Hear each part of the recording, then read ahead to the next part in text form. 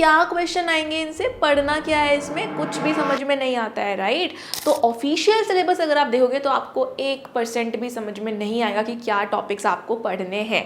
And इसीलिए आज आपको हमारी वीडियो देखना बहुत ज़रूरी है, ठीक है। ऑलमोस्ट हर साल जो स्टूडेंट्स कहते हैं हमें कि हमारे मैम 43 to 45 क्वेश्चंस पूरे बुक में से आए थे। मेनली मैं सारी एसएससी की बुक से ही पढ़ा मैंने, उससे बहुत सारे क्वेश्चंस रिपीट भी हुए क्योंकि उस बुक में सब कुछ डिटेल अच्छे से किया था और लाइक सब कुछ ऑर्गेनाइज वे में लिखा हुआ था। और एक रीजन एसएससी ज्वाइन करने का है उसके resources, aptitude, logical reasoning, quantitative aptitude, everything was there, history. So we didn't need to go outside for some other resource. ठीक है, तो मैंने ना क्या करा है कि जो भी 5 साल का सिलेबस होता है आर्किटेक्चर का, उसका जो भी बेसिक टॉपिक्स है सब कुछ मैंने अपने बुक्स में इंक्लूड किया है जितना रिक्वायर्ड है पढ़ना। And trust me, questions books में से ही आते हैं। मैं तुम्हें बोला है मेरा तो आइडियोलॉजी ही रटने के ऊपर बेस नहीं है, सिर्फ समझने के ऊपर है, क्योंकि मैं खुद भी नहीं रट पाती थी when I was in my school. So I never tell my students to rote learn most of the things. मैं चाहती हूँ कि तुम लोग समझो और तुम्हें अपने आप क्लास में लर्न हो जाए और एग्जाम तक तुम्हें याद रहे। इस तरीके से हम पढ़े चीज़ों को। मैं तुम्हें गारंटी लिख के दूँगी, साइन करके दे दूँगी कि 1 महीने के अंदर तुम लोग माइंड से कुछ भी बना पाओगे, anything that comes in your mind. तो ये मेरे अलावा तुम्हें अभी तक तो कोई यूट्यूब पे नहीं सिखा सकता। और अगर तुम्हें वीडियो चाहिए स्टडी रिलेटेड तो मैंने बताया है कि मुझे कमेंट करो, मैं तभी बनाऊंगी, नहीं तो नहीं बनाऊंगी। हाय गाइस, वेलकम और welcome back to Sketch School of Art and Creativity. Hope you all are doing well. तो आज की वीडियो एक बहुत ज़्यादा रिक्वेस्टेड वीडियो है, बिकॉज जो मैंने अपनी लास्ट वीडियो डाली थी which was all about JEE ARC 2026, उस पर मुझे इतने सारे बच्चों का कमेंट आया कि please ma'am make a video on detailed syllabus, we want a video on detailed syllabus. तो आज की वीडियो उसी के बारे में होने वाली है, बिकॉज आप लोगों ने बोला तो मैंने बनाया। ऑब्वियसली आप लोग जो भी वीडियो कॉमेंट करके मुझे बताओगे और ज़्यादा कॉमेंट्स आएंगे तो डेफिनेटली मैं वो वीडियो आप लोगों के लिए बनाऊंगी ही बनाऊंगी। तो चलो आज की वीडियो को स्टार्ट करते हैं और समझते हैं JEE ARC 2026 का सिलेबस।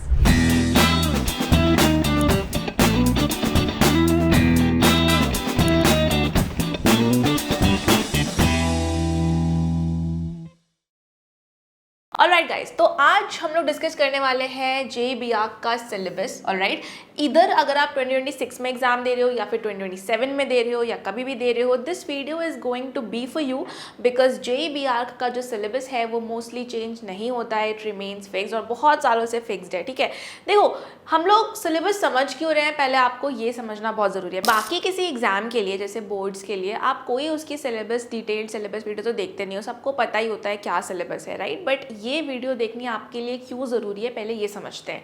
तो ये जो आपको PDF दिख रहा है ये ऑफिशियल PDF है जो कि JEE वालों ने रिलीज़ किया है रिगार्डिंग द सिलेबस। अब एप्टीट्यूड का सिलेबस आप देख सकते हो, awareness of persons buildings materials, ठीक है, object texture related to architecture and building environment, visualizing 3 dimensional objects. मतलब ये जो आपको सिलेबस दिख रहा है ना, आप इसको पॉज करके वीडियो को स्क्रीनशॉट लेके चाहे तो पढ़ लो अच्छे से, बट कुछ भी क्लियर समझ में नहीं आता है कि पढ़ना क्या है भाई, क्या मतलब है इसका। ठीक है, 3 dimensional perception, understanding and appreciation of scale and proportions of objects, क्या क्वेश्चन आएंगे इनसे, पढ़ना क्या है, इसमें कुछ भी समझ में नहीं आता है, राइट। तो ऑफिशियल सिलेबस अगर आप देखोगे तो आपको 1% भी समझ में नहीं आएगा कि क्या टॉपिक्स आपको पढ़ने हैं। एंड इसीलिए आज आपको हमारी वीडियो देखना बहुत ज़रूरी है, ठीक है। अब अगर JEE वालों ने ये सिलेबस रिलीज़ किया है तो हम आपको सिलेबस कैसे बता पा रहे हैं डिटेल में। सिंपल सी बात है कि हमने प्रीवियस ईयर पेपर्स PYQs को बहुत अच्छे से एनालाइज किया है और देखा है कि लास्ट 10-12 साल में किस टाइप के क्वेश्चंस आ रहे हैं और उन टाइप के क्वेश्चंस के हिसाब से हमने अपना कस्टम सिलेबस बनाया है। ठीक है, तो ये जो सिलेबस है अगर आप इसको फॉलो करोगे तो डेफिनेटली एग्जाम क्रैक नहीं कर पाओगे, क्योंकि इसमें कुछ समझ ही नहीं आता, क्योंकि इसमें तो बहुत ही बड़े बड़े वर्ड्स लिखे हैं और बहुत ही जनरलाइज्ड वर्ड्स लिखे हैं, तो ये कोई सिलेबस नहीं होता है proper. Same for drawing part also guys, सिर्फ और सिर्फ मैथ्स का पार्ट ऐसा है कि हाँ आपको समझ आ ही जाएगा कि क्या सिलेबस है, बिकॉज वो वही 11th एंड 12th के चैप्टर्स होते हैं, 3D वेक्टर एंड ऑल। तो मैथ्स का सिलेबस सेल्फ अंडरस्टूड है, लेकिन एप्टीट्यूड ड्राइंग का तो बिल्कुल समझ में ही नहीं आता। एंड डेफिनेटली लास्ट 6 ईयर्स से हम SSAC में स्टूडेंट्स को प्रिपेयर करवा रहे हैं, और लास्ट 3 ईयर्स से हमारा 1/3 का सक्सेस रेट रहा है JEE में, कि जितने भी बच्चे ज्वाइन करते हैं हर 3 में से 1 बच्चा टॉपर होता है SSAC में, 98 परसेंटाइल से ऊपर आते हैं। तो डेफिनेटली अगर हम ये रिजल्ट्स दिलवा पा रहे हैं, ये हमारा सक्सेस रेट है, so we are 100% on the correct track. और आप हमारी वीडियोज़ को डेफिनेटली 100% ट्रस्ट कर सकते हो और बहुत ही अच्छे से सिलेबस को समझो। गारंटीड है इस सिलेबस को फॉलो करोगे तो मार्क्स आपके आएंगे ही आएंगे। ठीक है, तो चलो अब हम अपना सिलेबस देखते हैं। ठीक है, ये तो हम समझ गए कि हमें क्यों देखनी चाहिए ये वीडियो और कितनी इंपॉर्टेंट है। स्टार्ट करते हैं एप्टीट्यूड सेक्शन से। ऑलराइट, तो एप्टीट्यूड का जो सिलेबस है उसमें हमने 6 बुक्स में डिवाइड कर रखा है सिलेबस को। ये हमारी अपनी बुक्स हैं और ये बुक्स का ही नाम है हमारी, बट मेजरली यही सारे 6 टॉपिक्स हैं आपके। इसके अंदर सब टॉपिक्स भी हैं डेफिनेटली, जो कि मैं अभी आपको सारा डिटेल में एक्सप्लेन करूँगी। Okay, so first book is general aptitude book, जिसमें कि आपका elements of design, principles of design, colour schemes and all है। तो अभी मैं आपको मेजर बता देती हूँ, सारी डिटेल टॉपिक्स मैं अभी आगे की स्लाइड्स में बताऊंगी। Alright, second book is famous architects and buildings, third is building construction and materials, then it's verbal and non verbal reasoning, 2D 3D visualization and history of architecture. Okay, तो ये 6 books हैं जो कि आपको JEE के लिए पढ़नी ही पड़ेंगी if you want to crack the exam. Alright, again मैं आपको बता दूं कि सिलेबस हमारा पूरा कस्टमाइज्ड है। इस बुक का एक एक पेज हम लोगों ने खुद बैठ के बनाया है, इसमें क्या कंटेंट डालना है। ना तो ज़्यादा एक्स्ट्रा चीज़ आपको पढ़नी है एग्जाम के लिए, ना ही आपको कम पढ़ना है, बिकॉज एक्स्ट्रा पढ़ोगे तो टाइम ही खत्म हो जाएगा, टाइम पे आपका प्रिपरेशन कंप्लीट नहीं हो पाएगा। और अगर आप बहुत ही ज़्यादा कम पढ़ोगे तो डेफिनेटली आप क्वेश्चंस को प्रॉपर सॉल्व नहीं कर पाओगे। Right, so you have to cover these exact topics. And इस पूरे सिलेबस से पढ़ाने के बाद बेसिकली 50 क्वेश्चंस का एग्जाम होता है। राइट, एप्टीट्यूड में आपके 50 क्वेश्चंस आ रहे हैं और हम लोग ये पूरा सिलेबस कंप्लीट करवाते हैं स्टूडेंट्स को। और ऑलमोस्ट हर साल जो स्टूडेंट्स कहते हैं हमें कि हमारे मैम 43 to 45 क्वेश्चंस पूरे बुक में से आए थे, पूरे जो हमने क्लास में पढ़ा उसमें से ही आया था। मैं खुद बता रही हूँ आपको, 5 to 7 क्वेश्चंस होंगे जो आपके आउटसाइड द सिलेबस होंगे, हमारी बुक्स में से नहीं होंगे, हमारी क्लासेस में से नहीं होंगे जो हमने पढ़ी है। देखो, मैं आपको ये नहीं कह रही कि आपको इन्हीं बुक्स में से पढ़ना है या फिर हमारी क्लासेस में से ही पढ़ना है, बट डेफिनेटली जो हमने इतनी मेहनत से बुक्स बनाई हैं, जो हमने कॉन्टेंट प्रिपेयर किया है, उसी को मैं एज अ रेफरेंस यूज़ करके आज आपको सिलेबस बता सकती हूँ। राइट, अगर मैं ये रेफरेंस यूज़ नहीं करूँगी तो आपको कैसे समझाऊंगी सिलेबस, है ना? क्योंकि हमने जितनी भी मेहनत की है अपनी 5-6 साल की, वो इन्हीं बुक्स पे करी है, इसी सिलेबस को बनाने के लिए करी है। That is why I am using this as a reference. अगर आपको डेफिनेटली हमारी बुक्स बाय करनी है, हमारी क्लासेस करनी है, तो वो एक अलग चीज़ है। लेकिन अगर आप नहीं भी करते हो तब भी आपका जो स्ट्रैटेजी है या जो आपका सिलेबस है वो सेम ही रहना चाहिए, वो चेंज नहीं होना चाहिए। ठीक है, तो वो आपके लिए अगेन हेल्पफुल ही होगा। राइट, अब मैं आपको बताती हूँ कि क्या सिलेबस है डिटेल में। आप चाहो तो स्क्रीनशॉट्स लेके नोट डाउन कर सकते हो चीज़ों को, या स्क्रीनशॉट्स को सेव कर सकते हो। ठीक है, first book is general aptitude. देखो, ये जो बुक मैंने बनाई है जनरल एप्टीट्यूड की ना, इसमें मैंने ये सारे टॉपिक्स क्यों डाले हैं। मैंने पहले सारी 5 बुक्स बनाई थी, जो जनरल एप्टीट्यूड के अलावा 5 बुक्स है ना, पहले मैंने वो बनाई थी। ठीक है, उसके बाद कुछ टॉपिक्स थे जो रह गए थे, जो मुझे समझ नहीं आ रहे थे कि मैं किस बुक में डालूं या कैसे करूं, तो मैंने एक अलग से बुक बनाई जिसका नाम था जनरल एप्टीट्यूड। और उसमें जो भी रिमेनिंग टॉपिक्स थे ना, जो बाकी 5 बुक्स में मैं नहीं डाल पाई थी, वो मैंने इस बुक में डाली है। तो इसमें बहुत जनरल नॉर्मल से टॉपिक्स हैं, तो मैं बता देती हूँ। जैसे कि एलिमेंट्स ऑफ डिज़ाइन है, elements of design, principles of design, colour schemes, colour psychology. तो ये सारे जो टॉपिक्स हैं वो है डिज़ाइन थ्योरी के। ठीक है, डिज़ाइन थ्योरी बहुत इंपॉर्टेंट होती है। आप आर्किटेक्चर करोगे, डिज़ाइन करोगे, एज एन आर्किटेक्ट आपको डिज़ाइन थ्योरी पता होनी चाहिए कि कलर्स कौन से साथ में अच्छे लगते हैं। ठीक है, डिज़ाइनिंग के रूल्स क्या होते हैं। ठीक है, जैसे कि फॉर एग्जांपल हमारा भी एक कलर स्कीम है, येलो का, टील का, तो ये क्यों अच्छा लग रहा है। ठीक है, क्या कलर स्कीम है, क्यों ये दोनों कलर्स साथ में वर्क करते हैं, क्यों हमें अच्छे लगते हैं। हर चीज़ का रीज़न होता है, हर चीज़ का थ्योरी होता है, और ये बहुत इंपॉर्टेंट होता है एग्जाम के लिए। इसमें से बहुत क्वेश्चन आते हैं। ठीक है, उसके बाद नेक्स्ट सेट ऑफ जो टॉपिक्स थे, ये दोनों, ये बेसिकली ऐसे टॉपिक्स मैंने डाले हैं जो कि ना नॉर्मली एज एन आर्किटेक्ट हमें पता होते हैं कि ठीक है यार, इसको कॉलम बोलते हैं, इसको बीम बोलते हैं, इसको पेडिमेंट बोलते हैं, इसको जो भी मेरे सामने दिख रहा है कि यार नीचे स्कर्टिंग है या कुछ भी है। तो ये जो वर्ड्स है ना, ये जैसे स्कर्टिंग है, it's a almost normal word, हो सकता है आपको पता, हो सकता है आपको ना पता हो, 50-50 चांस है। आधे लोगों को पता नहीं होगा स्कर्टिंग क्या होता है, कुछ लोगों को पता भी होगा स्कर्टिंग क्या होता है, राइट। तो ये जो नॉर्मल टर्म्स है, जो एज एन आर्किटेक्ट तो हमें नॉर्मल लेमैन वाला लगता है, लेकिन स्टूडेंट्स को नहीं पता होते और क्वेश्चन भी आ जाता है, तो वो मैंने कॉमन आर्किटेक्चरल टर्म्स में और हिस्टोरिक आर्किटेक्चरल टर्म्स में डाला है, ठीक है।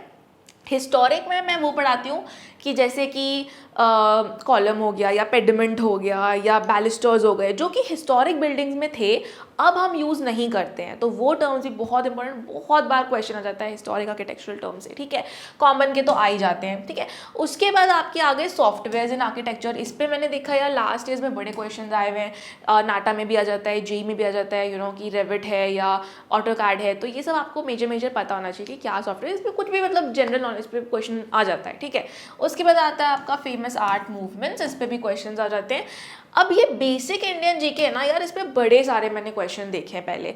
रिवर्स हो गए, कल्चर के बारे में हो गया, या फिर बेसिक इंडियन जीके के बारे में, मतलब बिल्डिंग्स के बारे में नहीं कह रही हूँ, बेसिक जैसे रिवर्स के बारे में, important rivers, important dance forms, है ना। तो ये कल्चर या इंडिया से रिलेटेड भी क्वेश्चंस आपको देखने को मिल जाएंगे एग्जाम में, तो ये भी मैंने छोटा सा एक चैप्टर डाल दिया है।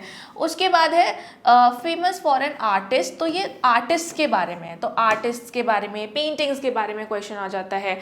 और ये जो लास्ट के 4 टॉपिक्स है ना, ये आर्किटेक्चर टॉपिक्स हैं, ठीक है, जो कि आप आर्किटेक्चर में सीखते हो कोर्स में, थोड़े से आगे के सेमेस्टर्स में आते हैं, लेकिन बहुत इंपॉर्टेंट है, ठीक है। तो मैंने ना क्या करा है कि जो भी 5 साल का सिलेबस होता है आर्किटेक्चर का, उसका जो भी बेसिक है ना, जो भी बेसिक टॉपिक्स हैं, सब कुछ मैंने अपने बुक्स में इंक्लूड किया है, जितना रिक्वायर्ड है पढ़ना।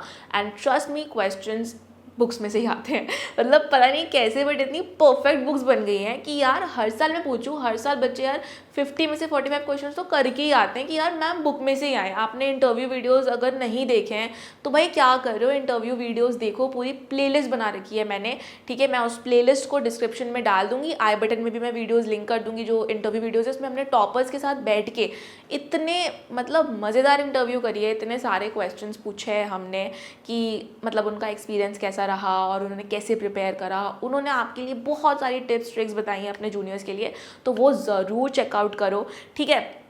तो क्या उन्होंने मटेरियल्स यूज़ किए, ऐसी की बुक से उन्होंने कैसे पढ़ा, वो वीडियो भी मैं आई बटन में लिंक कर दूंगी, तो आप चेकआउट कर लेना। ऑलराइट, चलो, तो ये हो गया हमारा जनरल एप्टीट्यूड का। थोड़ा सा देख लेते हैं यार बुक्स के बारे में भी कि किस तरीके से आपको पढ़ना पड़ेगा।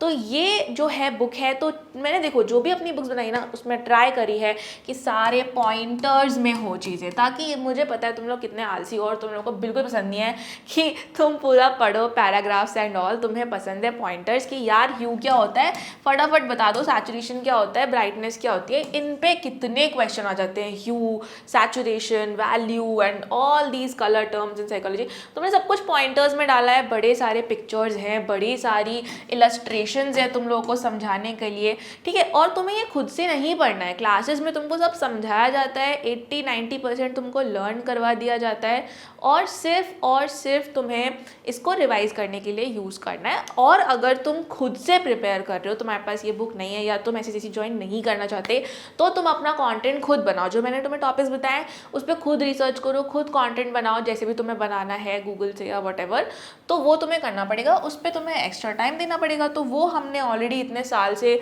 रिसर्च करके पूरा प्रॉपर कंटेंट बनाया, तो डेफिनेटली उसी चीज़ के बेसिकली पैसे होते हैं, क्योंकि हम अपना टाइम इन्वेस्ट कर रहे हैं, टीचर्स टाइम इन्वेस्ट कर रहे हैं, तो उसका तो डेफिनेटली फ़ी लगता ही है। मतलब मुझे भी आगे पैसे देने से तो है नहीं कि मैं समाज सेवा करूँगी, है ना, तो वो चीज़ तो है ही। देखो इस टाइप की बुक्स है बहुत, मतलब मैंने ये सोचा हुआ था कि यार मैं अगर उसमें टेक्स्ट डालूंगी ना, तो इतना कम डालूंगी कि जितना रिक्वायर्ड है, उससे ज़्यादा टेक्स्ट मुझे डालना ही नहीं बुक्स में, और जितना समझने का है ना उतना डालूंगी। जैसे कि ये ना कलर्स के वो हैं डिफरेंट बेसिकली इफ़ेक्ट्स हैं कलर्स के, जैसे कि बिजोल्ड इफेक्ट होता है या डिथरिंग होता है, या मैंने सब कुछ डाल दिया है कि यार कुछ कलर के इफ़ेक्ट्स के बारे में आ जाए, या फिर वार्म कूल कलर्स हो गए या कॉम्प्लीमेंट्री कलर्स हो गए, तो कलर की नॉलेज जो भी है और वो आप समझ लो एक बार, तो उसमें रटने का कुछ है नहीं, ज़्यादातर समझने का ही है। पूरा एप्टीट्यूड एप्टीट्यूड पार्ट जो है ना सब कुछ समझने का है, ठीक है। तो ये सब भी पूरा कलर के बारे में है, कलर वॉशिंग क्या होता है और इफ़ेक्ट्स डिफरेंट क्या होते हैं, बिकॉज ना कई ऐसी कलर्स से रिलेटेड चीज़ें हैं, जैसे कि आप यहाँ पे देख सकते हो मेटामरिज्म, ठीक है। तो यहाँ पे अगर आप डिफरेंट कलर को डिफरेंट लाइटिंग में देखोगे, जैसे कि अगर आप अपने मेकअप को भी येलो लाइट में देखोगे, ब्लू लाइट में देखोगे या न्यूट्रल लाइट में देखोगे, तो मेकअप आपको अलग दिखेगा, राइट। तो जो भी कलर्स हैं वो हमें अलग दिखते हैं डिफरेंट लाइटिंग्स में, तो ये उसके बारे में है कि उसको हम लोग मेटामरिज्म बोलते हैं, राइट। तो ये इफेक्ट्स है कलर्स के, ये वर्ड्स आ जाते हैं एग्जाम में, कुछ भी आ सकता है बेसिकली। और ये जो क्वेश्चंस हैं, ये सारे क्वेश्चंस इस टाइप के आपको देखने को मिलेंगे एग्जाम में फ्रॉम जनरल एप्टीट्यूड बुक। तो ये मैंने कुछ क्वेश्चंस ऑब्वियसली डाले हैं, और भी बहुत क्वेश्चंस हैं, हर साल ही आते हैं क्वेश्चन और चेंज होते रहते हैं, ऐसा नहीं है कि अभी फिर सेम यही क्वेश्चंस आएंगे। तो यहाँ पे आप देख लो कि कैसे क्वेश्चन आते हैं, like which one of the following is primary colour. तो अगर आपने प्राइमरी से जो मैंने आपको दिखाया बुक में वो पढ़ा है तो ऑब्वियसली आपको पता है कि red is a primary colour. या फिर which one of these is not a complementary colour, तो आपको कलर स्कीम के बारे में पता होना चाहिए, कॉम्प्लीमेंट्री कलर स्कीम क्या होती है, ठीक है। तो इस सारी डायरेक्ट बुक्स में से मतलब डायरेक्ट क्वेश्चन है, ठीक है, और हर साल ऐसे ही होता है। Now which one of these is not a complementary colour, ये भी अगेन कॉम्प्लीमेंट्री कलर स्कीम के बारे में आ गया, ठीक है। प्राइमरी कलर्स के बारे में आ गया, इजी सा क्वेश्चन है। टर्शरी कलर्स इंक्लूड व्हाट, तो ये अगेन टर्शरी कलर्स के बारे में आ गया। Which colour scheme is typically considered to be calming, and ये आपका आ गया कलर साइकोलॉजी पे, ठीक है, कलर साइकोलॉजी।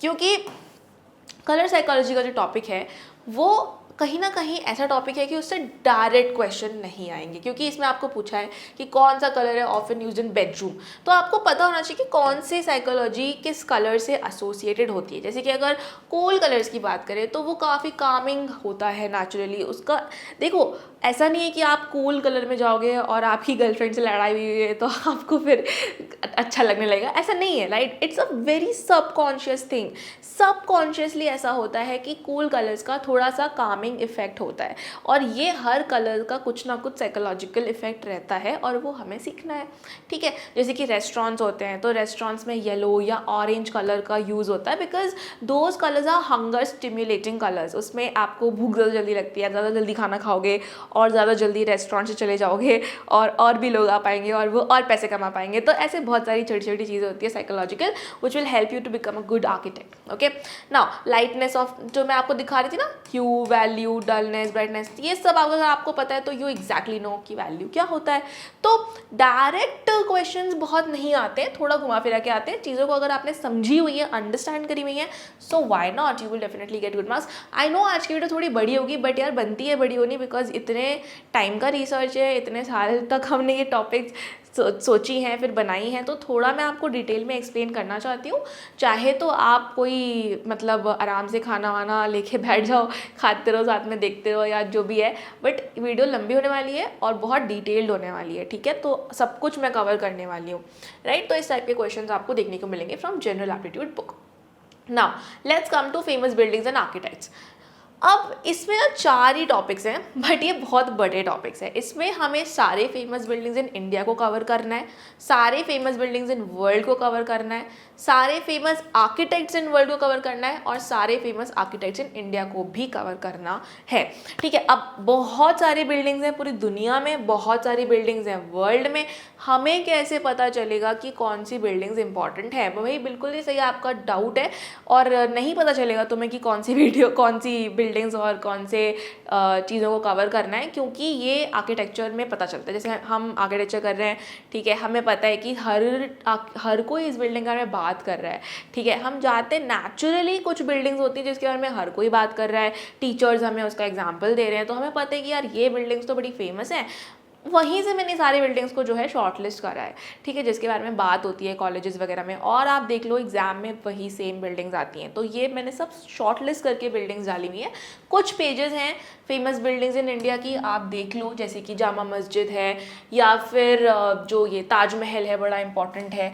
अब ताजमहल तो देखो सबको ही पता है, लेकिन ऐसे ही कुछ और भी बिल्डिंग्स हैं जो कि सबको नहीं पता होती हैं, और डेफिनेटली आपको एग्जाम में क्वेश्चन देखने को मिलेंगे। फॉर एग्जाम्पल लोटस टेम्पल हो गया, या हाजिया सोफिया, बड़ी इंपॉर्टेंट बिल्डिंग है यार, इससे बहुत बारी क्वेश्चन आ जाते हैं। सिडनी ओपेरा हाउस से बहुत बार क्वेश्चन आ जाते हैं, ठीक है। इसके अलावा अगर हम बात करें कोई क्वेश्चंस कैसे आते हैं, तो इस टाइप के क्वेश्चंस आएंगे from famous buildings and architects, ठीक है। अब कौन सी सारी फेमस बिल्डिंग्स हैं, कौन सी फेमस आर्किटेक्ट्स हैं, सब कुछ तो मैं अभी नहीं दिखा सकती, बट इस टाइप से ही आपको बुक्स में सब कुछ सारा इंपॉर्टेंट, देखो बुक्स में जितना दिया हुआ है ना उससे ज़्यादा आप पढ़ भी नहीं सकते, क्योंकि यार एक लिमिट तक ही तो आप पढ़ सकते हो ना, लिमिट के बाहर आप सब कुछ तो नहीं पढ़ सकते हो, राइट। और वो एग्जाम के लिए इंपॉर्टेंट भी नहीं है, तो हम लोग क्यों इतना एक्स्ट्रा हार्डवर्क करें, स्मार्टली जितना रिक्वायर्ड है उतना करो, बस बहुत होता है एग्जाम के लिए, है ना।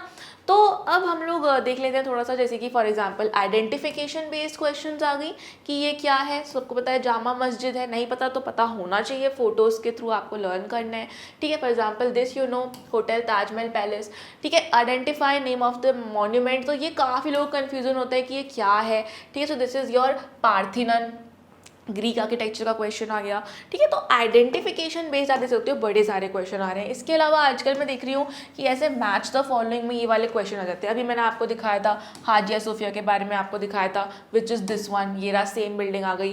कोलोसियम के बारे में आपको बुक में बहुत ही हाईलाइट करके मैं दिखाती हूँ, तो वो भी सबको पता है, ठीक है। सिडनी ओपेरा हाउस का मैंने आपको बताया था, ये रहा।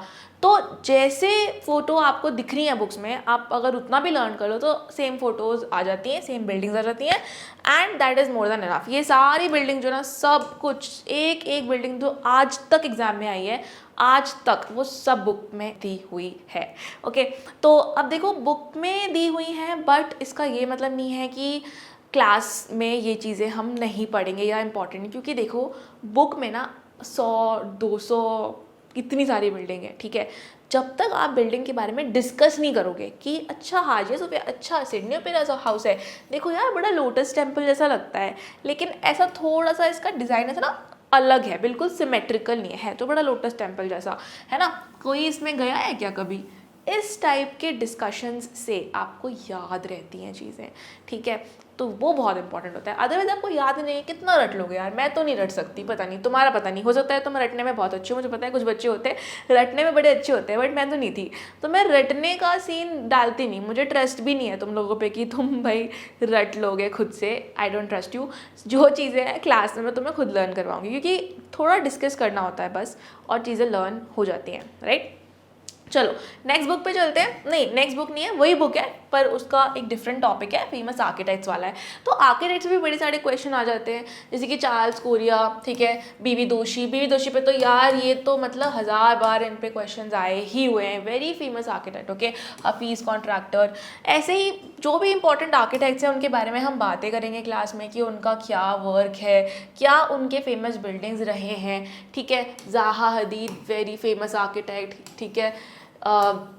जितने भी हैं, फिलिप जॉनसन, जो भी हो गए सारे, आपको सारे के बारे में पढ़ना है, उनके काम के बारे में पढ़ना है, एंड इस टाइप के क्वेश्चंस, ये सारे जो मैंने स्क्रीनशॉट्स लगाए सब PYQs के हैं, ठीक है, ऐसा नहीं है कि मैंने खुद से ही लिखे हैं, these are all PYQ questions, okay.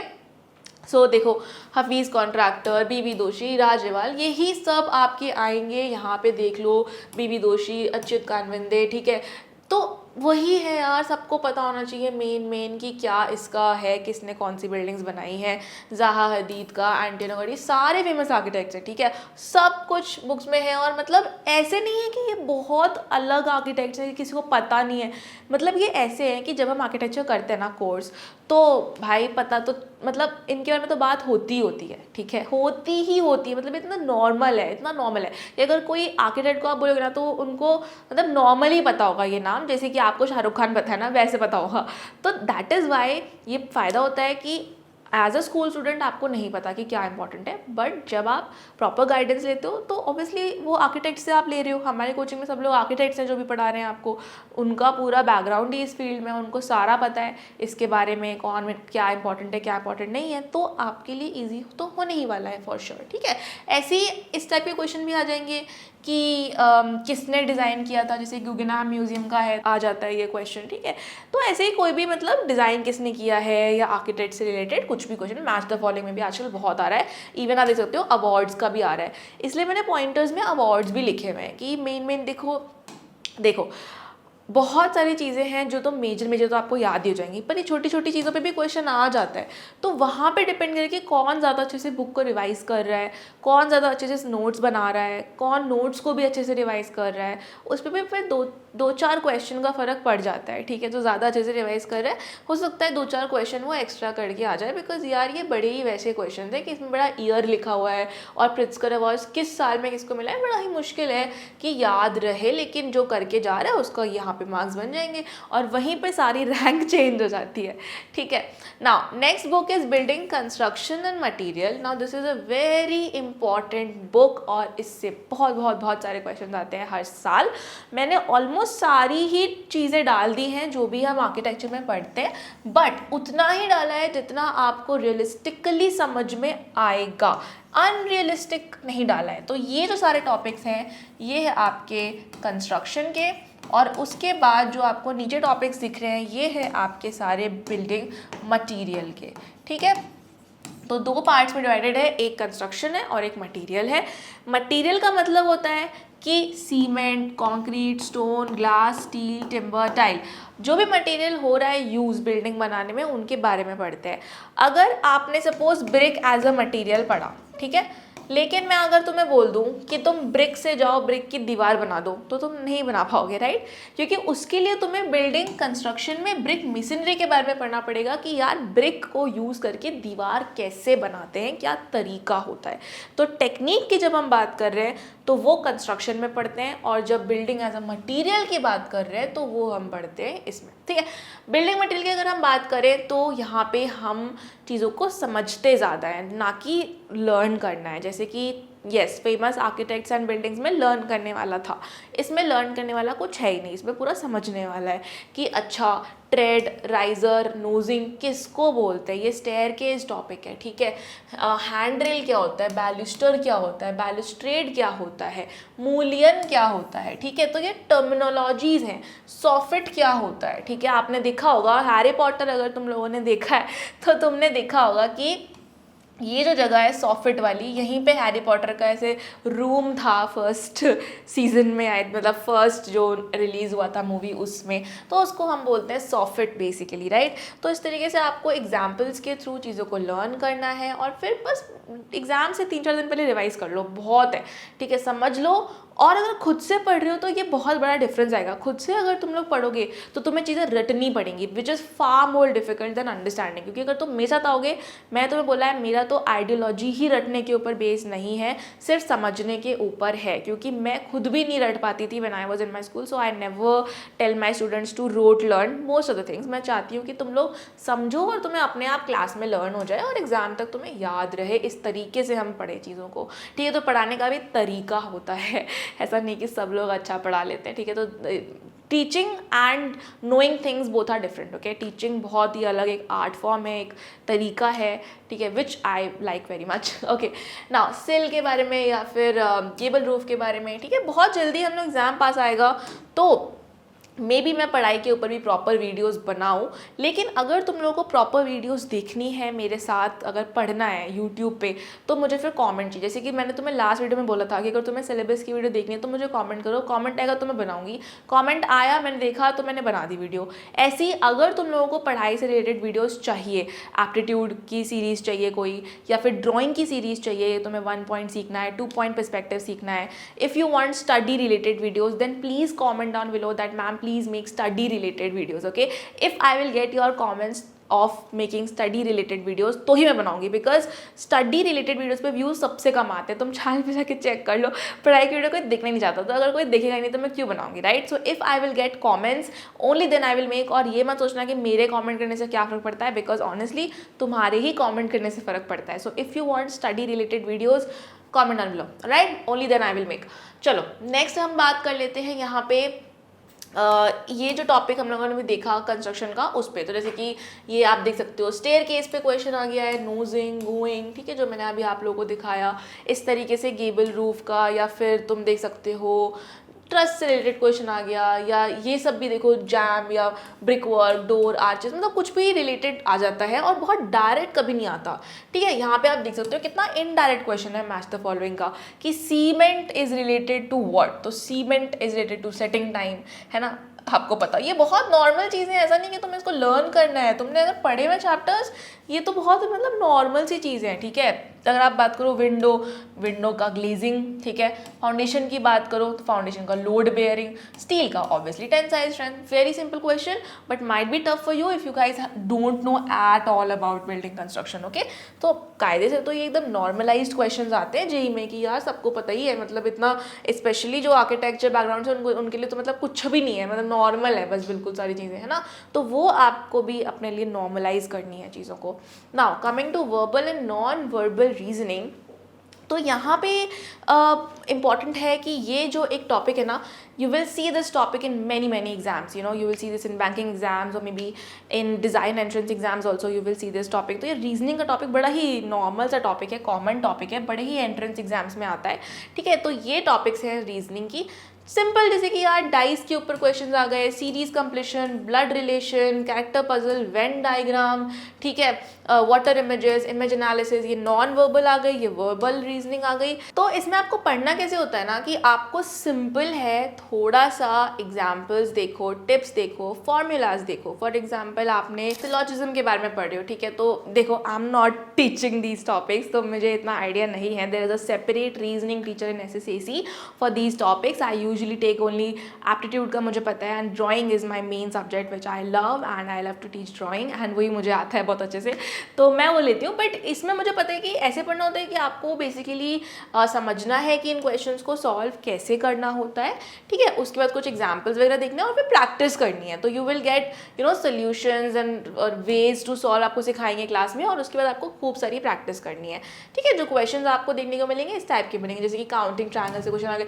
अब बहुत लोगों को लगता है जैसे ये क्वेश्चन आया है तो आपको एक एक करके ये ट्रायंगल काउंट करना है कि ये 1 है, 2 है, 3 है, 4 है, 5 है, फिर उसके बाद ये 1 है, फिर ऐसे नहीं होता है ये क्वेश्चन सॉल्व, ठीक है। ऐसे तो तुम गलती करोगे, ऐसे नहीं होता। This is a specific way, formula, technique और you can say trick to solve this question, okay. तो वो आपको क्लास में सिखाएंगे, फिर प्रैक्टिस करोगे, आसानी से ये क्वेश्चन तुमसे हो जाएगा, इसको 30 सेकेंड भी नहीं लगेगा तुम्हें करने में, ठीक है। तो यही है इसमें मेन कि आप रैंडम नहीं कर सकते हो, आपको जो टेक्निक है या फॉर्मूलाज है वो पता होना चाहिए इन क्वेश्चंस को सॉल्व करने के लिए, और फिर इसके बाद कुछ नहीं है, हलवा क्वेश्चंस होते हैं ये, वेरी स्कोरिंग, ओके, 100% इसमें आपको मार्क्स मिलेंगे। तो ये आपका हो गया रीजनिंग बेस, ये मैथ्स नहीं था, ठीक है, reasoning. And then you have 2D 3D visualization. इसमें आपको बेसिकली जो पढ़ना है वो ये सारे टॉपिक्स हैं, which is surface counting, top view, opening up 3D figures, front view and cube counting, ठीक है। इन सबसे आपको क्वेश्चंस देखने को मिलेंगे 2D 3D विजुअलाइजेशन में। कैसे क्वेश्चंस होंगे, इस टाइप के होंगे, ठीक है। तो ये बेसिकली विजुअलाइजेशन क्वेश्चन है, नाम ही है 2D 3D visualization. So it is a visualization based question, जिसमें कि आपको कोई फिगर देंगे और पूछेंगे कि टोटल नंबर ऑफ सर्फेसेस कितने हैं। तो अगेन आपको बहुत ही ट्रेडिशनल वे में काउंट नहीं करना होता है, ट्रिक होता है इसका, जिससे 100% होता है कि आप इसमें सही कर लोगे क्वेश्चन को अटेम्प्ट, ठीक है। क्वेश्चंस देखो इस तरीके से आते हैं, जैसे कि the question figure shows 3D view of an object, identify the correct view looking in the direction of the arrow like this. तो इस डायरेक्शन से आपको क्या दिखेगा, यू नो, तो आपको एक ये वाली शेप दिखेगी, ठीक है, फिर एक आपको ये वाला सरफेस दिखेगा अंदर का, और फिर आपको एक ये वाला दिखेगा। सो this is the correct answer. So basically correct answer is this one, जैसा कि मैंने ड्रॉ किया। तो ये बहुत सिंपल क्वेश्चन है, ऐसे ही बहुत सारे टफ क्वेश्चंस भी आते हैं, एंड बहुत मतलब प्रैक्टिस बेस्ड है ये। अच्छे से प्रैक्टिस करोगे क्लास में, ट्रिक्स वगैरह सीख ली, प्रैक्टिस खूब सारी कर ली, क्योंकि हमारे बुक में पूरी बुक ही उसके ऊपर है कि क्वेश्चन ही क्वेश्चन है बुक में।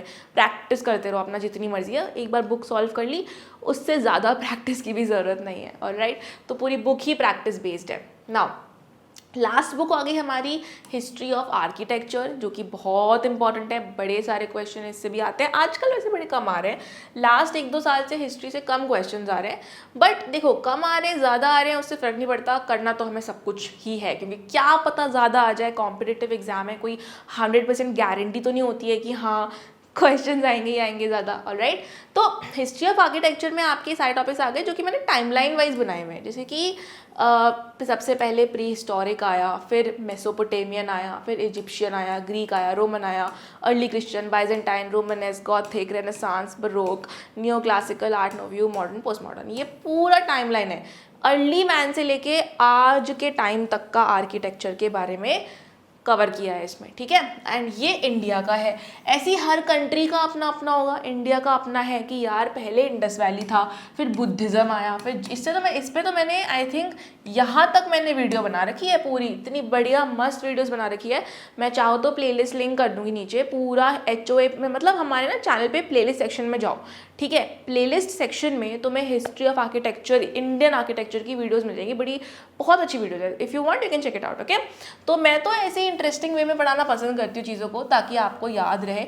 बुद्धिस्ट आर्किटेक्चर की वीडियो खोल के देखना, बहुत ही आपको मज़ा आएगा। स्टोरी टेलिंग वे में, you know, we try to cover it in the classes, तो आपको एक ग्लिम्स मिलेगा कि हम लोग कैसे इन चीज़ों को क्लास में पढ़ते हैं, ठीक है। उसके बाद आप ये देख लो, बुक्स देख लो किस तरीके से रहेंगी। तो बेसिकली आपका बेसिलिका है या पार्थनन, जो मैंने आपको ये क्वेश्चन अभी दिखाया भी था पहले, जो पार्थनन पे क्वेश्चन आया हुआ था, ठीक है। तो इस टाइप के क्वेश्चन आ जाएंगे। Sanchi stupa very important, okay.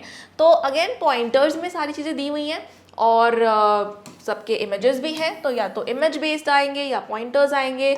तो हमारे पूरी बुक में बहुत सारी इमेजेस हैं, ठीक है। तो पूरा इलस्ट्रेटिव बुक है, आपको कोई दिक्कत नहीं आएगी चीज़ें याद करने में, है ना। तो बहुत ही इलस्ट्रेटिव है, बहुत ही मज़ेदार मतलब बुक है। And these are the types of questions. तो अगेन पार्थेनन बहुत ही फेमस है, तो बहुत सारे क्वेश्चन आ जाते हैं। इसके अलावा सांची स्तूपा या पिरामिड्स पे आ जाते हैं, ठीक है। या फिर अबाउट रोमन आर्किटेक्चर, क्योंकि जैसे रोमन आर्किटेक्चर में आर्च का इन्वेंशन हुआ तो उस पर क्वेश्चन आ गया, राइट। तो इवन फ्लाइंग बटरेस, अगर आपको याद हो तो मैं शुरू में कह भी रही थी, जैसे buttress is a common historic architectural term, तो बटरेसेस पे देखो। अब जैसे ना उन्होंने तो लिख दिया, उन्होंने ये नहीं पूछा कि बटरेस क्या होता है, बट अगर आपको पता नहीं तो आप क्वेश्चन सॉल्व नहीं कर सकते, है ना। तो ये चीज़ें आपको मतलब आर्किटेक्चर की सारी पता होनी चाहिए, बेसिक। मतलब मेरा तो एम ही रहता है कि आपको पूरा एकदम ग्लिम्स दे दूँ आर्किटेक्चर के 5 साल का, और क्वेश्चन फिर पेपर आपके लिए कुछ नहीं होगा। ऑलराइट गाइज, तो अब हम लोगों ने एप्टीट्यूड का पूरा सिलेबस कवर कर लिया है। आई होप कि आप लोगों को पूरा एप्टीट्यूड का सिलेबस समझ में आ गया होगा। एंड आपको वीडियो अच्छी लग रही है तो वीडियो को लाइक ज़रूर करो, क्योंकि यार इतनी मेहनत लगती है वीडियो बनाने में, which you guys don't know, but बहुत मेहनत लगती है और बहुत लोगों की मेहनत लगती है। ऐसा तो नहीं कि सिर्फ मैंने वीडियो बना लिया और डल गया, एडिटिंग में मेहनत जाती है, अपलोडिंग में, और बहुत सारी चीज़ें होती हैं। तो इवन जो ये कंटेंट बनाना है, PPTs बनानी है, तो बहुत टाइम लगता है एक वीडियो को आप लोगों तक लेके आने में। तो एक लाइक तो बनता है ना, तो एक like definitely, I want more likes in this video, okay. चलो, अब अगर तुम लोगों को SSAC के साथ प्रिपरेशन करनी है तो मैं थोड़ा सा मतलब 1 मिनट लूँगी हमारे रिजल्ट्स को दिखाने में, बिकॉज आफ्टर ऑल देखो रिजल्ट आराधना के 932 आई रैंक, ठीक है। दिस इज 2025 का रिजल्ट। सर्वेश के 48 आए, उर्मिला के 91 आए, और जिसके जितने भी आए, दीज आर द टॉप 10। आपको इनसे कोई फ़र्क नहीं पड़ता, ठीक है। इनके आए तो क्या हो गया, मतलब किसी को इससे कुछ भी फ़र्क नहीं पड़ता है। फ़र्क क्या पड़ता है कि भाई ये बताओ कि मेरा कितना चांस है आने का। मेन सबको इसी से फ़र्क पड़ता है ना, कि मेरा कितना चांस है हाई मार्क्स लाने का या टॉपर बनने का। तो ये हमारे लास्ट 3 ईयर का रिजल्ट रिपोर्ट है, मेन यही होता है, ठीक है। किसके कितने आए, सबके आ जाते हैं। हर कोचिंग में से हमारा बहुत लोग का आया हुआ है, दिखाने का कोई मतलब नहीं है, but this result report is very important. अगर हम लेटेस्ट 2025 की बात करें, जेई के लिए हमने 256 स्टूडेंट्स को ट्रेन किया था, जो SSAC में सक्सेस प्लान में आए थे, जिन्होंने लाइव क्लासेस वाला प्लान लिया था। क्योंकि आप हमारी सिर्फ बुक्स भी ले सकते हो, आप हमारी क्लास की रिकॉर्डिंग से भी पढ़ सकते हो, और आप हमारी लाइव क्लासेस भी ज्वाइन कर सकते हो। तो ये सिर्फ लाइव क्लास का रिपोर्ट है, ठीक है। बाकी बुक्स तो बहुत लोग लेते हैं, रिकॉर्डिंग तो बहुत लोग पढ़ते हैं, जिनका मेरे पास रिजल्ट भी नहीं है, मतलब वो रिजल्ट भेजते नहीं है, तो रिपोर्ट बन नहीं सकती, ठीक है। तो 256 में से 43 स्टूडेंट्स के 99 परसेंटाइल से ऊपर आई, और 84 स्टूडेंट्स की 98 परसेंटाइल से ऊपर आई। हमारा जो रिजल्ट का है 98 परसेंटाइल प्लस 1/3 स्टूडेंट्स का है गाइज, 1/3। इस साल भी 1/3, 24 में भी 1/3, और 23 में भी 1/3। तो आपका जो चांस है, अगर मैं रिपोर्ट वाइज बताऊं, तो 1/3 का चांस है आपका टॉपर बनने का। 98 परसेंटाइल से अगर आपके ऊपर है, आपको NITs SPA जो भी कॉलेज आपको चाहिए वो मिल जाएगा, आपको अपना dream college, which is so important. और 95 से ज़्यादा तो आधे बच्चों के आ जाते हैं, इतना आसान है 95 से ऊपर लाना इन SSAC, ओके। और ट्रस्ट मी गाइज, ये 1/3 भी स्टूडेंट्स जो है ना, ये वही हैं जो 100% क्लास में आ रहे हैं। जो मैं बोल रही हूँ वो सारा होमवर्क कर रहे हैं। मैं इतना ज़्यादा होमवर्क देती भी नहीं हूँ, बहुत ही कम होमवर्क देती हूँ, बहुत ही लिमिटेड आपको काम देती हूँ, because I don't trust you guys कि मैं तुम्हें काम दूंगी और तुम कर लोगे अच्छे से, भाई नहीं करोगे। तो जो भी चीज़ें मैं क्लास में ट्राई करती हूँ कि वो करवाऊँ, और तुम्हारा 1/3 का नहीं, ऑलमोस्ट 100% चांस है, तुम मेरे से गारंटी लिखवा के ले लो, अगर तुम सारी क्लास में आते हो और जो भी मैं तुम्हें होमवर्क्स दे रही हूँ, जो भी तुम्हें बता रही हूँ, अगर तुम वो सब चीज़ें कर रहे हो, तो तुम्हारा 100% चांस है to crack the exam and get into your dream college, and then you will get good education, you will get good teachers, you will get good circle, बहुत अच्छे आर्किटेक्ट्स जो आगे देखो बाद में जाके तो सब आर्किटेक्ट्स बन जाओगे, ठीक है। सर्कल सोचो तुम्हारा कितना अच्छा होगा, बिकॉज तुम्हारे फ्रेंड्स भी सक्सेसफुल होंगे, तुम भी सक्सेसफुल होगे, तुम्हें अच्छी जगह इंटर्नशिप मिलेगी, और भाई फिर पैसा ही पैसा होगा जिस किडिंग है, बट मेहनत करोगे तो वाई नॉट यार, you will get one step closer to success and you will be able to earn more money if you are more educated and if you have good knowledge, good skills, why not. तुम्हें पैसे कमाने से कोई रोक नहीं पाएगा। तो start करो अपना preparation journey with SSAC with me if you want to start। तो आपको करना क्या है, basically guys what you have to do is you have to go to our website, ठीक है। वेबसाइट पे जाने के लिए आप लोगों को हमारे डिस्क्रिप्शन बॉक्स को चेक करना है, ठीक है।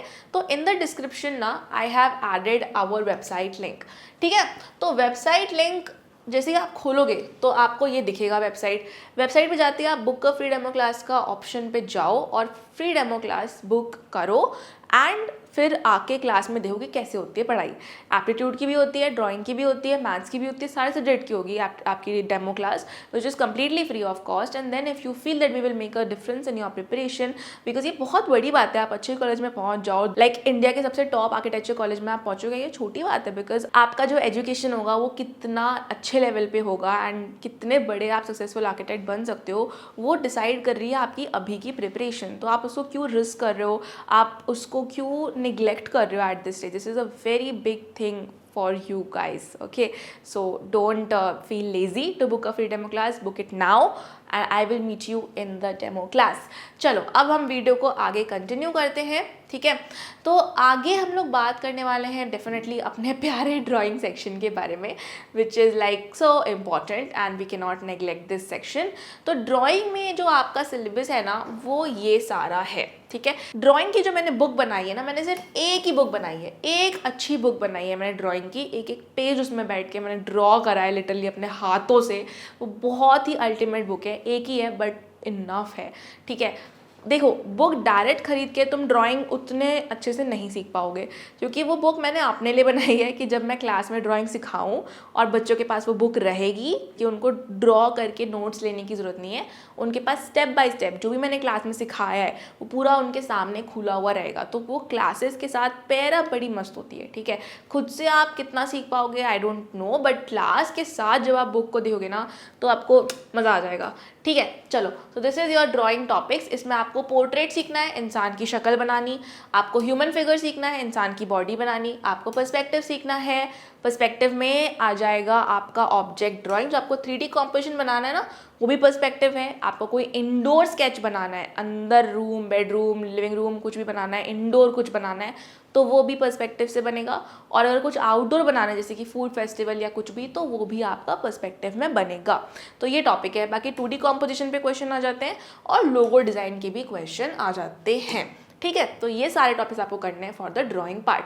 कैसे करना है सबको पता है कि क्या करना है, ठीक है। ड्राइंग का सिलेबस मेन नहीं होता है, ड्राइंग में मेन होता है ये पढ़ना कैसे है, ठीक है। That is the main thing.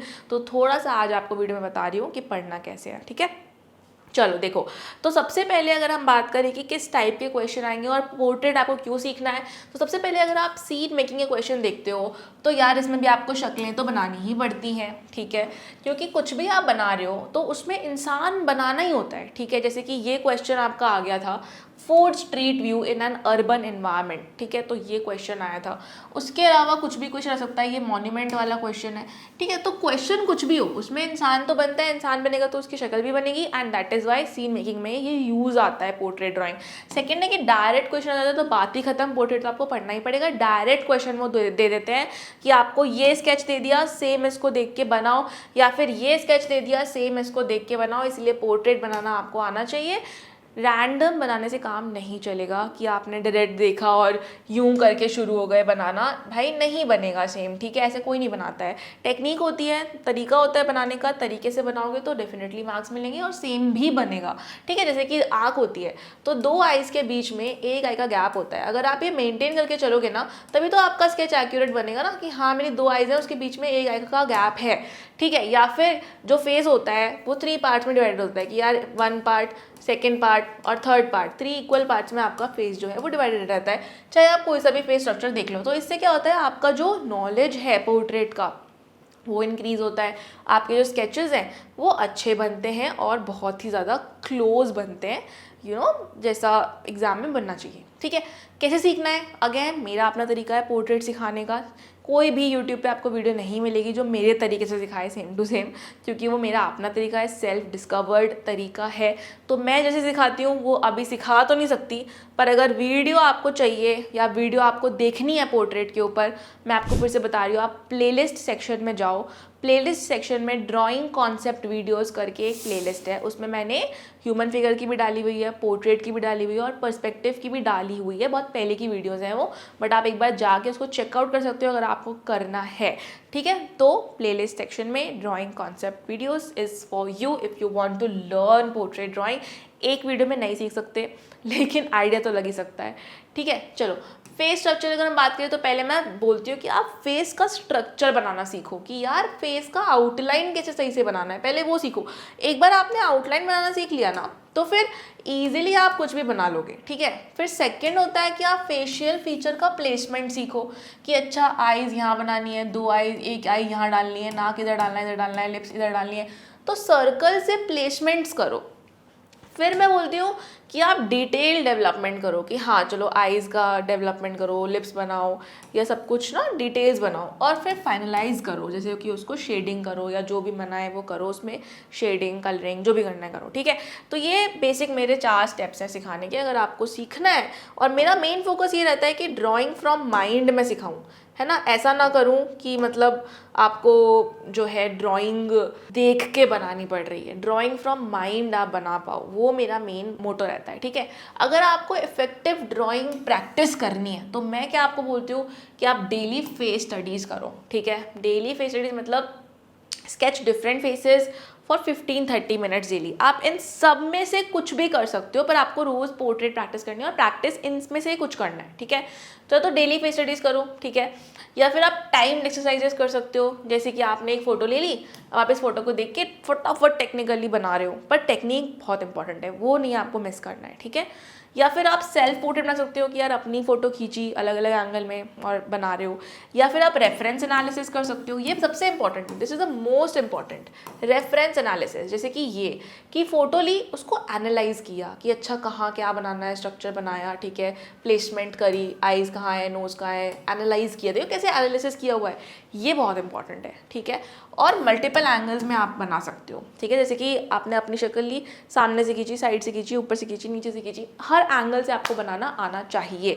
So this is how you will be able to make your portraits well and practice well for the exam, ठीक है।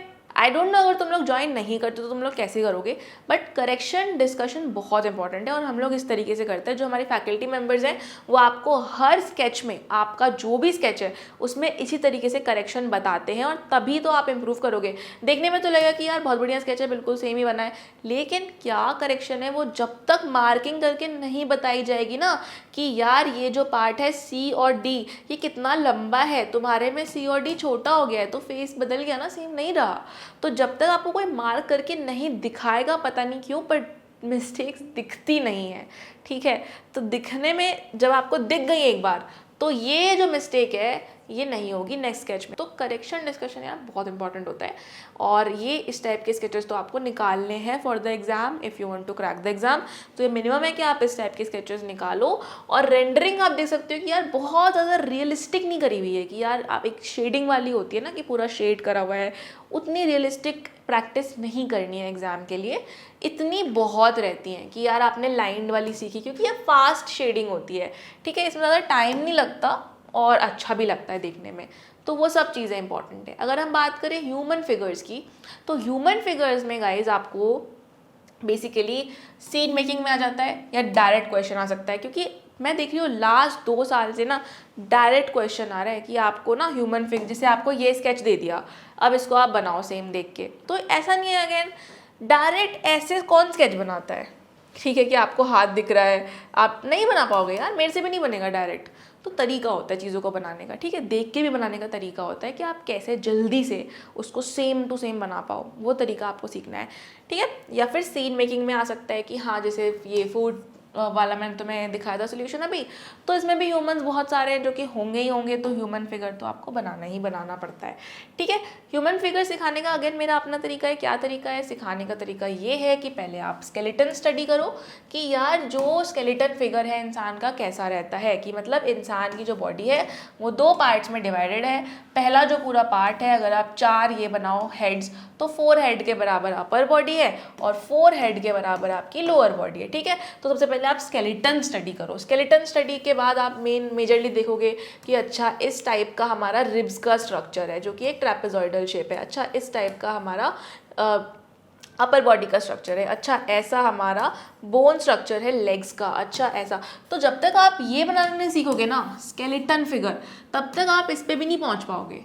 तो रेफरेंस एनालिसिस करो, कोई भी फोटो उठाओ और उसको स्केलेटन में कन्वर्ट करने की कोशिश करो, ठीक है। और बहुत ज़्यादा लूज क्लोथ्स वाले कपड़े रेफरेंसेस आपको नहीं लेने हैं, क्योंकि अगर आप बहुत ज़्यादा लूज क्लोथ्स वाले रेफरेंस लोगे तो आपको उसमें बॉडी का स्ट्रक्चर नहीं दिखेगा, और जब तक आपको बॉडी का स्ट्रक्चर नहीं दिखेगा, आप देखोगे नहीं तो आप प्रैक्टिस नहीं कर पाओगे, ठीक है। तो हमें रेफरेंसेस वैसे लेने हैं जिसमें कि आपको बॉडी का स्ट्रक्चर विजिबल हो पाए, ठीक है। चलो सिंप्लीफाई द स्केलेटन आपको करना है कि ये जो स्केलेटन है इसको जैसे सिंप्लीफाई करो। रिब्स असली बनानी नहीं होती हैं, उसको सिंप्लीफाई करके बनाओ, मसल्स ऐड करो, क्लोथिंग डिटेल्स ऐड करो, बढ़िया सिंप्लीफाई। टेक्निक का मतलब होता है चीज़ों को सिंप्लीफाई करो, ठीक है। और हर एंगल में आपको प्रैक्टिस करनी पड़ेगी, क्योंकि हर एंगल इंपॉर्टेंट है। एग्जाम में आपको एंगल देख के नहीं देंगे फोटो, वो आपको कुछ भी फोटो दे देंगे, तो आपको हर एंगल में आना चाहिए एक human figure banana. And trust me बहुत ईजी होता है, कुछ भी इसमें टफ नहीं होता है। You just need to learn it from a good teacher and that's it. Again human figure भी मैंने कुछ वीडियोस डाली हुई है, जाके आप चेकआउट कर सकते हो हमारे चैनल पे, ठीक है। तो थोड़ा बहुत तुमको आइडिया चाहिए तो लगेगा ना। करेक्शन अगेन बहुत इंपॉर्टेंट है। बच्चे तो कुछ भी बना के भेजते हैं, ठीक है, और ज़्यादातर बच्चे मतलब कुछ भी बना के भेजते हैं। जब आप बनाओगे तो आप भी मतलब प्रॉपर नहीं बना पाओगे, ठीक है। पर उसमें जब आपको बताएंगे कि अच्छा यार ये जो शोल्डर लेंथ है ना, ये बहुत बड़ी हो रही है, शोल्डर लेंथ आपकी होनी चाहिए कि आई टू नेक एंडिंग, ये जो लाइन मैंने बनाई है ना, ये और शोल्डर लेंथ दोनों रिलेटेड होते हैं कि जितना लंबा ये वाला पार्ट है उतना ही ये भी होना चाहिए, एंड देन आपका बॉडी प्रोपोर्शनेट बनेगा। तो चीज़ें पॉइंट आउट करने में, जो करेक्शन पॉइंट आउट करने में जो इम्प्रूवमेंट आती है ना, वो किसी चीज़ में आ ही नहीं सकती, ठीक है। और इस टाइप से हमें सारे के सारे स्केचेस को प्रैक्टिस करना है। रेंडरिंग भी ऐसे ही हमें प्रैक्टिस करनी है कि हमें बहुत ज़्यादा चीज़ों को मतलब वैसे रेंडर नहीं करना है। और जितने भी स्केचेस है ना, कोई एक भी स्केच गूगल का नहीं है, ये सब कुछ या तो स्टूडेंट्स ने बनाया है या फिर SSCC के फैकल्टी मेंबर्स ने बनाया है, ठीक है। तो सारे स्केचेस जो है ये हम ऐसे सिखाते हैं स्टूडेंट्स को, ऐसा स्टूडेंट्स बनाते हैं, और वही मैंने रियल आपको रेफरेंसेस दिए हैं। गूगल से रेफरेंस देके कोई फ़ायदा नहीं है, ठीक है। वही चीज़ें इंपॉर्टेंट है कि आप रियल में जो काम चल रहा है वो देखो। चलो फिर आ जाते हैं पर्सपेक्टिव स्केचिंग पे। तो पर्सपेक्टिव स्केचिंग से या तो आप 3D कॉम्पोजिशन बनाओगे या तो आप सीन मेकिंग के क्वेश्चन बनाओगे, ठीक है। तो सबसे इंपॉर्टेंट पार्ट है ये अभी वीडियो का, इसको ध्यान से सुनना, ठीक है। तो ये दोनों टाइप के क्वेश्चन आ जाएंगे, ठीक है, आ सकते हैं। चलो अब हम लोग आ जाते हैं कि पर्सपेक्टिव के फंडामेंटल्स क्या होते हैं। तो बेसिकली 3 टाइप के पर्सपेक्टिव होते हैं, 1 पॉइंट, 2 पॉइंट और 3 पॉइंट, ठीक है। तो ये आपको सीखने हैं कि यार 1 पॉइंट क्या होता है, 2 पॉइंट क्या होता है, 3 पॉइंट क्या होता है। ये डायग्राम के बारे में आपको पढ़ना है। नहीं आता अगर आपको ये सब कुछ तो यार पढ़ना पड़ेगा, ठीक है। और कोई और नहीं पढ़ाएगा, यूट्यूब पे कुछ भी वीडियो सर्च कर लो, ये सब आपको कहीं नहीं मिलेगा, सिर्फ और सिर्फ मेरे चैनल पे मिल सकता है। क्योंकि अगेन मैं आपको बता रही हूँ, मुझे किसी ने नहीं सिखाया, किसी टीचर ने सिखाया, स्कूल में नहीं सिखाया, कभी भी मुझे ये सब कॉन्सेप्ट किसी ने सिखाया ही नहीं है। सब सेल्फ डिस्कवर्ड कॉन्सेप्ट्स है ऑन पर्सपेक्टिव, ठीक है। तो ये मेरे अलावा तुम्हें अभी तक तो कोई यूट्यूब पे नहीं सिखा सकता। और अगर तुम्हें वीडियो चाहिए स्टडी रिलेटेड तो मैंने बताया है कि मुझे कमेंट करो, मैं तभी बनाऊंगी, नहीं तो नहीं बनाऊंगी, ठीक है। चलो क्रिएटिंग ऑब्जेक्ट्स इन पर्सपेक्टिव। अब आपने बेसिक समझ लिया कि 1 पॉइंट क्या होता है, ठीक है, हॉराइजन लाइन क्या होता है, वैनिशिंग पॉइंट क्या होता है। देखो 1 पॉइंट, 2 पॉइंट, 3 पॉइंट मेरा कॉन्सेप्ट नहीं है डिस्कवर, ठीक है, वो सब नहीं कह रही हूँ मैं। बट जो चीज़ें हैं, जो डायग्राम्स हैं, उनको समझना, वन पॉइंट को डिटेल में समझना, उसके जो कॉन्सेप्ट्स हैं उसको समझना, वो मेरे सेल्फ डिस्कवर्ड है। मुझे किसी ने समझाए नहीं है। डायग्राम्स एग्जिस्टिंग हैं पर उन्हें कोई समझा नहीं पाता, कॉन्सेप्ट्स एग्जिस्टिंग हैं पर उन्हें कोई समझा नहीं पाता है, ठीक है, एटलीस्ट इंडिया में कोई नहीं समझा पाता है। तो वो चीज़ बहुत ज़्यादा इंपॉर्टेंट है कि आप चीज़ों को डेप्थ में समझो, ऊपर ऊपर से मत समझो बस, ठीक है। वन पॉइंट है तो क्या है, क्यों है, कहाँ से आया, सब चीज़ इंपॉर्टेंट है ना। ऊपर ऊपर से बैठ के क्या फ़ायदा, क्योंकि अल्टीमेटली क्वेश्चन आपको अगर खुद से सॉल्व करना है तो आपके कॉन्सेप्ट स्ट्रॉन्ग होने चाहिए, ठीक है। तो सबसे पहले आप बेसिक सीखोगे कि यार ये बेसिक चीज़ें कैसे पर्सपेक्टिव में बनाते हैं, और इन्हीं बेसिक्स को फिर ऑब्जेक्ट्स में कन्वर्ट कर लिया जाता है, ठीक है। जैसे कि अगर मान लो कि ये क्यूबॉइड है, इसी क्यूबॉइड को हम एक बैग में भी तो कन्वर्ट कर सकते हैं ना, ऐसे ही होता है, ठीक है। तो बेसिक पहले जब सीख जाओगे तब आप आराम से कॉम्प्लेक्स भी बना सकते हो, ठीक है। उसके बाद आपको कॉम्प्लेक्स ऑब्जेक्ट पे आना है, कोई कैमरा है या कुछ है तो उसको आप कैसे बना सकते हो, ठीक है। Start simple and go complex, बहुत इंपॉर्टेंट है। कंबाइन मल्टीपल ऑब्जेक्ट, क्योंकि एग्जाम में ना एक ऑब्जेक्ट नहीं आएगा, डेफिनेटली आप प्रैक्टिस करोगे तो एक ऑब्जेक्ट से शुरू करोगे, लेकिन एग्जाम में एक ऑब्जेक्ट नहीं आता है। एग्जाम में क्या आता है, एग्जाम में आता है 3D कॉम्पोजिशन। ये this is what you have to get in 3D composition, this is the level. तो ये क्वेश्चन आया हुआ है, ठीक है, म्यूजिकल इंस्ट्रूमेंट्स से एक स्कल्पचर बनाना, तो this is all perspective. Perspective का कॉन्सेप्ट बहुत इंपॉर्टेंट है, कलर्स भी इंपॉर्टेंट है, कलरिंग भी इंपॉर्टेंट है, रेंडरिंग भी इंपॉर्टेंट है। रेंडरिंग को मजाक मत समझो, ठीक है, जितनी अच्छी रेंडरिंग उतने ज़्यादा मार्क्स, ऐसा तो होता ही है। तो इस लेवल पे आपको पहुंचना है, ठीक है, और बहुत ईजीली पहुंच जाओगे। Trust me on this guys, trust me, ठीक है। तुम्हें अगर ट्रस्ट नहीं हो, तुम्हें लग रहा है कि ये टॉपर्स का काम है, बहुत अच्छे लोगों का काम है, सबका काम हो जाता है इस लेवल का, ठीक है। बस सही से सीखना है, तो मैं सही से सिखाने वाला होना चाहिए, ठीक है। उसके बाद आप इंडोर स्केचेस पे आओगे तो अगेन वन पॉइंट का कॉन्सेप्ट यूज़ करके धीरे धीरे आप कोई भी स्केच अपने माइंड से बना पाओगे, इंडोर स्केचेस, ठीक है। मैंने तो सोच के बहुत सारी चीज़ें लिखी हैं इसमें, बट टाइम इतना है नहीं कि मैं सब कुछ एक्सप्लेन कर सकूँ, ठीक है। तुम चाहो तो वीडियो को पॉज करके एक बार पढ़ भी सकते हो चीज़ों को, क्योंकि बहुत इन्फॉर्मेटिव चीज़ें मैंने लिखी हैं इस पूरी PPT में, और बहुत कॉन्सेप्चुअल है ये। लेकिन अभी बहुत क्विक में जा रही हूँ बिकॉज बहुत लंबी मुझे पता है वीडियो हो चुकी है ऑलरेडी, आई थिंक 40 मिनट या 40-45 मिनट की, तो इसलिए थोड़ा सा जल्दी हम लोग वीडियो को रैप अप करेंगे, ठीक है। और समझ में तुम लोग को आई होप आ ही रहा होगा। फिर वही है, आपको आउटडोर का भी सीखना है कि आउटडोर स्केचेस कैसे बनाते हैं, ठीक है, हॉराइजन लाइन कैसे लिया जाता है, पॉइंट कहाँ लिया जाता है, बिल्डिंग की हाइट कैसे डिसाइड करी जाती है, गाड़ियाँ कैसे बनाई जाती हैं, बहुत बहुत चीज़ें होती हैं। तो एक बार आपने इंडोर सीख लिया, आउटडोर सीख लिया, कॉन्सेप्ट सेम है, वही जो हमने ऑब्जेक्ट ड्राइंग में देखा था वही कॉन्सेप्ट है, इंडोर आउटडोर कुछ भी फ़र्क नहीं है, ठीक है। उसके बाद आपको अपनी ऑब्जर्वेशनल स्किल्स डेवलप करनी है। कोई भी स्केच अच्छा तब बनता है जब उसमें डिटेल्स हो, जैसे कि आप स्केच को देखो कितनी डिटेल्स है इसमें, कितनी चीज़ें हैं, कितने ऑब्जेक्ट हैं, कितना यहाँ पे यूटेंसिल्स रखे हैं, ऊपर डिटेलिंग है, यहाँ डिटेलिंग है, यहाँ डिटेलिंग है, कितनी डिटेलिंग है, राइट। तो जब तक आप अपने स्केच में डिटेल्स नहीं डालोगे तब तक आपको मार्क्स नहीं मिलेंगे। तो ये हमें सीखना पड़ेगा। ऐसा नहीं है कि फर्स्ट क्लास से आपको डिटेल डालना सीखना है, ये बाद में आएगा, पहले आप बेसिक तो सीखो। पहले आप एक खाली बेडरूम बनाना सीखो, फिर बेडरूम में एक बेड डालना सीखो, फिर बेडरूम में एक टेबल डालना सीखो, फिर बेडरूम में एक सोफ़ा डालना सीखो, फिर कारपेट डालना सीखो। जब तक आप ये सारी चीज़ें नहीं सीखोगे तब तक आप डिटेल्स में नहीं पहुंचोगे। तो basic then come to details and that too from your mind. ये ऐसा कोई रेफरेंस से नहीं बनाई गई है ये सारी इमेजेस, ये सब कुछ माइंड से बनाया गया है। जस्ट मुझे भी लगता था कि माइंड से बनाना तो यार बड़े बड़े आर्टिस्ट करते होंगे, मैं कैसे कर सकती हूँ, मैं तो देख के ही बना पाऊंगी ना, मैं कैसे माइंड से बनाऊंगी।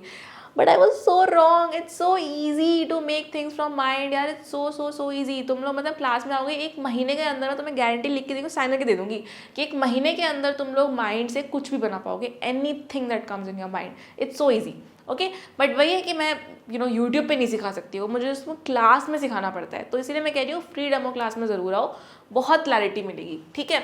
Identifying and correcting perspective errors, तो ये बहुत इंपॉर्टेंट है यार। मतलब ठीक है, तुमने सीख ली चीज़ें, तो तुम क्या परफेक्ट बना लोगे? नहीं बना पाओगे परफेक्ट यार, मैं तुम्हें गारंटी दे रही हूँ, तुम परफेक्ट नहीं बना पाओगे। उसके लिए हमें तुम्हारे स्केच को खोल के और उसमें बताना पड़ेगा कि यार ये लाइन उधर क्यों जा रही है, ये पॉइंट पे नहीं जानी चाहिए क्या, ये पॉइंट में जानी चाहिए ना, ये पॉइंट में जानी चाहिए, ये गलत बन गया कारपेट, ये यहाँ गलती हो गई, ये इधर बुक्स गलत बन गए। ऐसे होता है। और सिर्फ गलत बन गई नहीं, उसको सही कैसे करना है वो भी, कि अगर बुक्स है यहाँ पे तो कैसे सही बनना चाहिए था वो, एवरीथिंग इज इम्पॉर्टेंट, राइट। तो जब तक पॉइंट आउट नहीं होंगी चीज़ें तब तक कहाँ से इम्प्रूवमेंट आएगा यार, स्केच में नहीं आएगा। This is the level you have to get. इस लेवल पे जब तक तुम स्केचेस नहीं बनाना सीखोगे तब तक तुम्हारे मार्क्स नहीं आने वाले, ठीक है। तो चाहे तुम स्टेडियम में, ये क्वेश्चन जो है सब JEE आर्क में आए हुए हैं, ये दोनों स्टेडियम में क्वेश्चन कितने, स्टेडियम तो लगातार आया ही जा रहा है, स्टेडियम में क्वेश्चन आ जाता है। ये अभी 2025 का क्वेश्चन है जो आया हुआ है, which is of food festival guys. तो ये फूड फेस्टिवल अभी की, और क्वेश्चन बड़ा डिटेल आया था इस बार की यार, एक फूड स्ट्रीट व्यू बनाना है इन एन अर्बन एनवायरनमेंट, कि आपको बिल्डिंग्स दिख रही हो, मेट्रो दिख रहा हो या कुछ ऐसा दिख रहा हो कि पता लगे कि एक अर्बन एरिया है, ऐसा ना लगे कि कोई रूरल एरिया है, कोई गांव में है। एक अर्बन एरिया का फूड स्ट्रीट व्यू बनाना था। Such a beautiful question, beautiful solution, बहुत ही अच्छा पर्सपेक्टिव का यूज़ है, ह्यूमन फिगर्स हैं, ठीक है। इसी तरीके से कोई इंडोर स्केच या कोई पेट्रोल पंप का, मतलब कुछ भी स्केच आ सकता है। हमें हर पॉसिबिलिटी को प्रैक्टिस करके रखना है कि एग्ज़ाम में कुछ भी आ जाए हम लोगों को आना चाहिए, उसको सॉल्व करने कोई दिक्कत नहीं आनी चाहिए, ठीक है। Next is 2D composition question, जिसमें कि आपको इस तरीके के स्केचेस बनाने पड़ते हैं, which is not really your sketching skills. इससे आपके स्केचिंग स्किल्स टेस्ट नहीं होते हैं, इससे आपका जो टेस्ट होता है वो होता है डिज़ाइन थ्योरी, ठीक है, कि कौन से कलर्स आप साथ में यूज़ कर रहे हो। अगर आप शीट पे ऐसे करके 4 पार्ट्स में शीट को डिवाइड करो तो क्या हर पार्ट बैलेंस्ड है कि नहीं है, ऐसा तो नहीं कि किसी पार्ट में ज़्यादा शेप्स हैं किसी में कम है, बैलेंस है कि नहीं, ठीक है। तो सेंस होता है एक डिज़ाइन का, जब तक आप वो सेंस डेवलप नहीं करोगे ना तब तक आप इन क्वेश्चंस को सॉल्व नहीं कर पाओगे। तो ये दिखने में बड़े आसान है और मार्क्स लाने में बड़े मुश्किल होते हैं, ठीक है। लोगो डिज़ाइन का क्वेश्चन है, लोगो में अगेन वही है, सिंप्लिसिटी, मेमोरेबिलिटी। लोगो जितना सिंपल होगा, SSAC का लोगो है ना, सब लोग यार यहाँ पे याद कर चुके होंगे, ड्रॉ करने बोलूँगी तो ड्रॉ भी कर देंगे, इतना सिंपल हमारा लोगो है, ठीक है। तो याद हो जाता है। अगर यही कॉम्प्लेक्स होता तो तुम लोगों को याद भी नहीं होता कि हमारा लोगो कौन सा है ना। तो वो चीज़ें होती हैं यार कि ब्रांड कैसे बनाया जाता है, अगेन कलर्स कैसे हैं, वो इम्पॉर्टेंट है। बाकी मैथ्स का सिलेबस मैं नहीं दिखा रही, तुम लोगों को पता ही है मैथ्स का सिलेबस क्या है, पीछे दिख रहा होगा। तो ये मैथ्स का है, 11th 12th का वो है बेसिकली, इसमें 11th 12th के सारे चैप्टर्स आते हैं, वो आपको पढ़ना है। और ये पूरी सिलेबस थी JEE आर्क के लिए। आई होप आपको आज की वीडियो अच्छी लगी होगी। अगेन मैंने आपको बता ही दिया है कि अगर आपको मेरे साथ क्लास करनी है और गारंटीड टॉपर बनना ही बनना है, देखो बाकी कहीं भी आप जाओगे मैं आपको गारंटी कर रही हूँ कि आपका टॉपर बनने का चांस 100% नहीं होगा, 10-20% होगा बस। SSAC ही बस ऐसा प्लेटफॉर्म है और इसीलिए मैं कंटिन्यू भी कर रही हूँ। मेरे को बहुत और भी चीज़ें हैं करने, अभी मैं करूँगी बहुत सारी चीज़ें जो मेरे माइंड में है करने के लिए, बट बिकॉज 100% रिजल्ट्स हैं और इतना अच्छा सक्सेस रेट है, इतने सारे लोग हमसे पढ़ के अच्छे अच्छे टॉप कॉलेजेस में जा रहे हैं, तो मुझे अच्छा लगता है। तो मैं कंटिन्यू इतने साल करा और आगे भी अब ग्रो करूँगी डेफिनेटली। तो अच्छा लगता है जब अच्छे रिजल्ट्स आते हैं, एंड एक्चुअली में जब आप अपने स्टूडेंट्स के लाइफ में एक डिफरेंस क्रिएट कर पा रहे हो तो डेफिनेटली अच्छा लगता है। और इसीलिए फिर मेहनत भी अपने आप निकल के आती है और आपको हमारी वीडियोज़ भी आई होप पसंद आ रही होंगी, ठीक है। तो अब मिलते हैं हम लोग नेक्स्ट वीडियो में। फिर डेमो क्लास अगर बुक नहीं की है तो अगेन वेबसाइट पे जाके डिस्क्रिप्शन में वेबसाइट लिंक दी हुई है, बुक कर लो अभी के अभी, and I will see you in the demo classes या फिर I will meet you in the next video. तब तक के लिए बाय बाय।